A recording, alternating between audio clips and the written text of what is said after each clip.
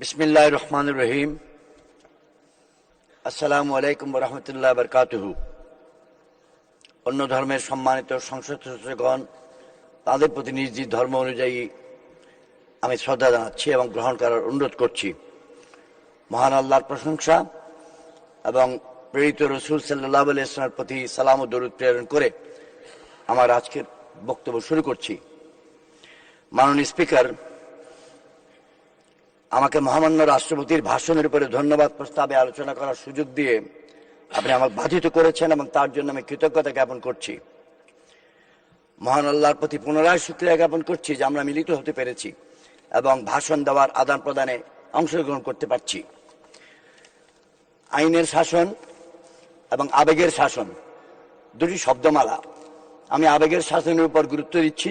আজকের এই অধিবেশনে আপনার নিকট থেকে যে আমার জন্য বরাদ্দকৃত সময়টি হয়তো 2-4 মিনিট বর্ধিত করার হতেও পারে, আমি সেইটুকু আবেদন রাখলাম। এর কারণ আমি প্রথমবার বলবো, মানসিক একটু প্রস্তুতি নিয়ে এসেছি কি বলবো। তাই আলোচনা শুরুতেই মাননীয় স্পিকার, আমি বাংলাদেশের স্বাধীনতার স্থপতি জাতির জনক বঙ্গবন্ধু শেখ মুজিবুর রহমানের প্রতি শ্রদ্ধা জ্ঞাপন করছি। আমি একজন রণাঙ্গনের মুক্তিযোদ্ধা, এটা আমার প্রথম করণীয়। আমি 1971 সালের মহান মুক্তিযুদ্ধের সকল শ্রদ্ধাভাজন রাজনৈতিক ও সামরিক নেতৃবৃন্দের স্মৃতির প্রতি শ্রদ্ধা জানাচ্ছি। আমি বাংলাদেশের মহান মুক্তিযুদ্ধের রণাঙ্গনে ও যুদ্ধ চলাকালে অন্যত্র শাহাদত বরণকারী সকলের স্মৃতির প্রতিও শ্রদ্ধা জানাচ্ছি। মহান মুক্তিযুদ্ধ চলাকালে যে 2 লক্ষ মা বোনের সম্ভ্রমহানি হয়েছিল, তাদের প্রতিও শ্রদ্ধা জানাচ্ছি। এই মহান সংসদে উপস্থিত এবং সংসদের বাইরে পৃথিবীর যে কোনো স্থানে পরিণত বয়সে জীবন যাপনকারী সকল মুক্তিযোদ্ধাগণের প্রতি শ্রদ্ধা জানাচ্ছি। তাদের সন্তানগণও এই মহান জাতীয় সংসদে উপস্থিত আছেন, তাদের প্রতি স্নেহ এবং সম্মান জানাচ্ছি। আমি 1975 সালের 15ই আগস্টে শাহাদত বরণকারী বঙ্গবন্ধু পরিবারের সদস্যদের এবং অন্যান্য নেতৃবর্গের স্মৃতির প্রতি শ্রদ্ধা জ্ঞাপন করছি।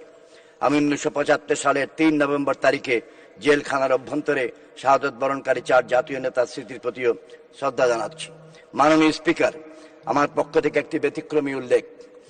বাংলাদেশের সামরিক বাহিনী গত 53 বছর ধরে বাংলাদেশের স্বাধীনতা ও সার্বভৌমত্ব রক্ষার অতন্দ্র প্রহরী হিসাবে দায়িত্ব পালন করে আসছে।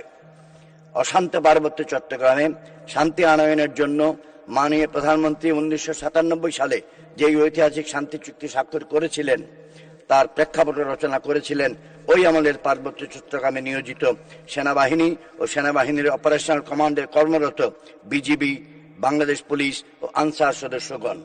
সহায়তা করেছিলেন সেই আমলের বেসামরিক প্রশাসন এবং সহযোগী ভূমিকায় ছিলেন বাংলাদেশ বিমান বাহিনী।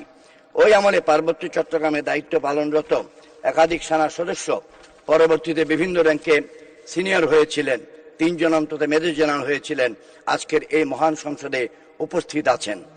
এটি একটি আনন্দের বিষয়। আমি সেই গর্বিত বাংলাদেশ সেনাবাহিনীর একজন বিনীত সদস্য ছিলাম। আমার জীবনের আজকের এই ঐতিহাসিক মুহূর্তে আমি বাংলাদেশের সামরিক বাহিনীর সকল মরহুম, অবসরপ্রাপ্ত এবং চাকুরিরত সদস্যগণের প্রতি শ্রদ্ধা জানাচ্ছি। মাননীয় স্পিকার, শ্রদ্ধা জানানোর শেষ পর্বের শেষাংশে আমি শ্রদ্ধা জানাই ভাষা শহীদগণের প্রতি। আজকে ফেব্রুয়ারি মাসের 4 তারিখ তারা যেই আত্মত্যাগ করে গিয়েছিলেন, তার ধারাবাহিকতায় আমরা বঙ্গবন্ধুর আহ্বানে 1971 সালে মহান মুক্তিযুদ্ধে ঝাঁপিয়ে পড়েছিলাম। আমার বয়স তখন 21 এবং 22-এর মাঝখানে ছিল। মাননীয় স্পিকার, দ্বাদশ সংসদে সংসদ নেতা নির্বাচিত হওয়ায় এবং মাননীয় প্রধানমন্ত্রী হিসেবে দায়িত্ব গ্রহণ করায় মাননীয় প্রধানমন্ত্রী শেখ হাসিনাকে এবং মাননীয় স্পিকার এবং আপনি মাননীয় ডেপুটি স্পিকার এই মুহূর্তে স্পিকারের দায়িত্ব পালনরত আপনাদের সকলের প্রতি আমার পক্ষ থেকে সশ্রদ্ধ অভিনন্দন জানাচ্ছি। দ্বাদশ সংসদের প্রত্যেক সম্মানিত সংসদ সদস্যগণের প্রতিও আমার পক্ষ থেকে সশ্রদ্ধ অভিনন্দন জানাচ্ছি। কক্সবাজার 1 আসনের তথা চকরিয়া পেকুয়া উপজেলার সম্মানিত জনগণ যারা আমাকে নির্বাচিত সংসদ সদস্য করেছেন, তাদের প্রতিও আমার পক্ষ থেকে এবং বাংলাদেশ কল্যাণ পার্টির পক্ষ থেকে ধন্যবাদ ও কৃতজ্ঞতা জানাচ্ছি। 7ই জানুয়ারির নির্বাচনটি আমার এলাকায় অত্যন্ত প্রতিযোগিতামূলক ছিল এবং আইন শৃঙ্খলা কর্তৃপক্ষ, নির্বাচনী কর্তৃপক্ষ ও প্রশাসনিক কর্তৃপক্ষ পরিশ্রম করে পরিবেশটিকে যথাসম্ভব নিরপেক্ষ রেখেছিলেন, তাদের প্রতিও ধন্যবাদ জানাচ্ছি। মাননীয় স্পিকার, মাননীয় চিফ হুইপ কর্তৃক আনিত মহামান্য রাষ্ট্রপতির প্রতি ধন্যবাদ জ্ঞাপন প্রস্তাব আমি সর্বান্তকরণে সমর্থন করেছি, এখনো পুনরায় উল্লেখ করছি, সমর্থন জানাই।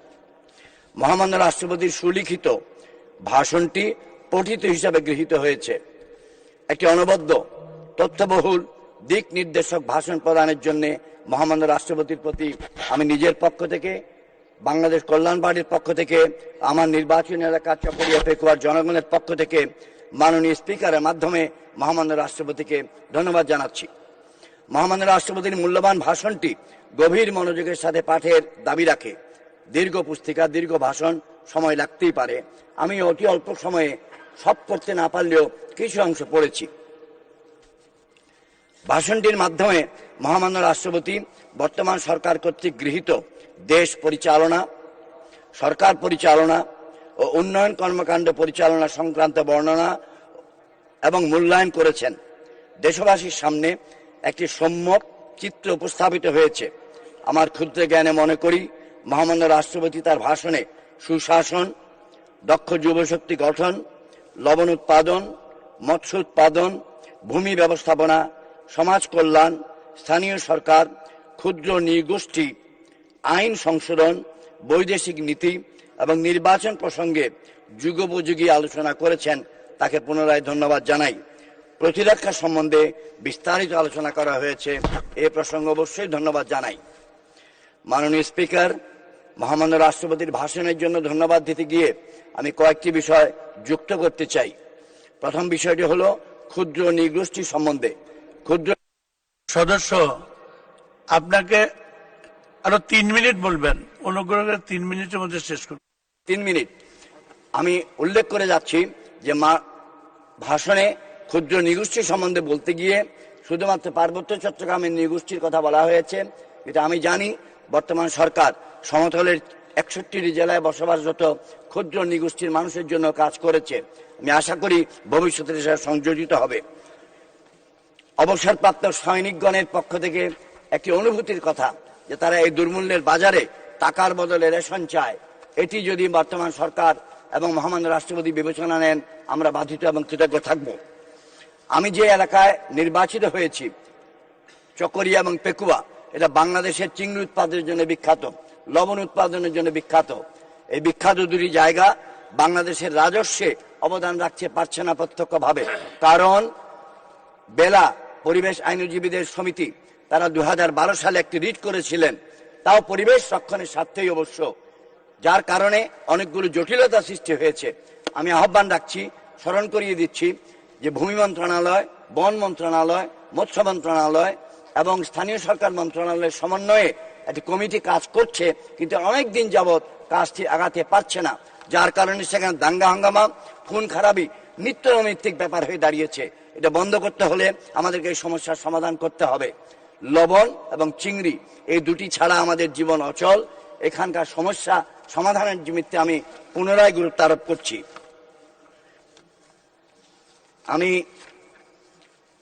মাতামুহুরী নদী বিখ্যাত একটি নদী, তার ড্রেজিং প্রয়োজন। অনেকগুলো নদী ড্রেজিং এর কথা মহামান্য রাষ্ট্রপতি তার ভাষণে বলেছেন, সেখানে মাতামুহুরীর তালিকাটি নেই। আমি আশা করি ভবিষ্যতে তালিকায় মাতামুহুরী স্থান পাবে এবং এলাকা রক্ষার জন্য এই নদীর ড্রেজিং করাটা গুরুত্ব পাবে।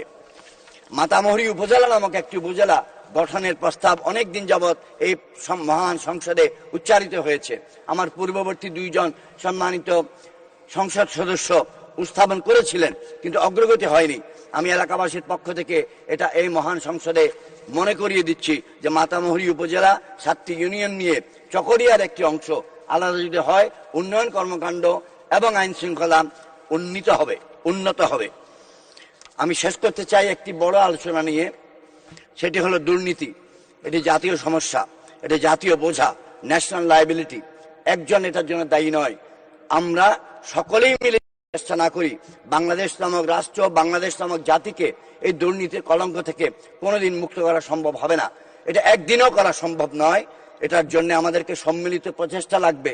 তার জন্য আমার ক্ষুদ্র রাজনৈতিক জ্ঞানে, সংসদ জীবনের অভিজ্ঞতার মাত্র 2য় দিবসে আমি প্রস্তাব করছি একটা ন্যাশনাল ওয়ার্ক প্ল্যান, একটা ন্যাশনাল মাস্টার প্ল্যান, যার মাধ্যমে আমরা শিশু থেকে নিয়ে বৃদ্ধ পর্যন্ত সকলের মনে। আপনি মাননীয় সদস্য বলবেন, 2 মিনিট বলুন। করা যায়। আমার মাইক বন্ধ হয়ে গিয়েছে। পদাতিক বাহিনীর সৈনিক, আমি বলতে চাই 2 মিনিট। থ্যাংক ইউ ভেরি মাচ মাননীয় স্পিকার, অনেক ধন্যবাদ, অনেক শুক্রিয়া। আমি দুর্নীতির কথাটা কেন বললাম, যে দুর্নীতি নিয়ে দোষারোপ করে সমস্যার সমাধান হবে না। দুর্নীতি আমাদের রন্ধ্রে রন্ধ্রে ঢুকে গেছে। একটি অংশের কাছে দুর্নীতিটা ধর্ম।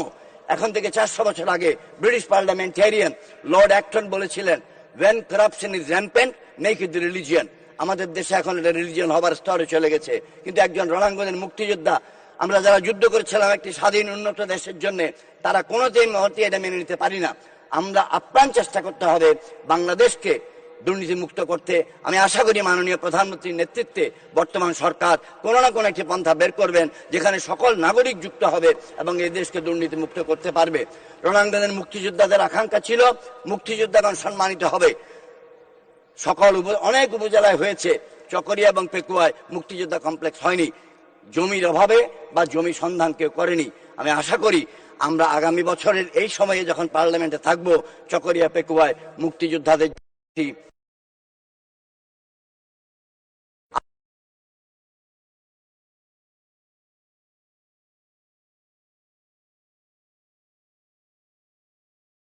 নিশ্চিত যে আমি ইনশাল্লাহ আপনাদের সৌজন্যে ভবিষ্যতে সুযোগ পাবো।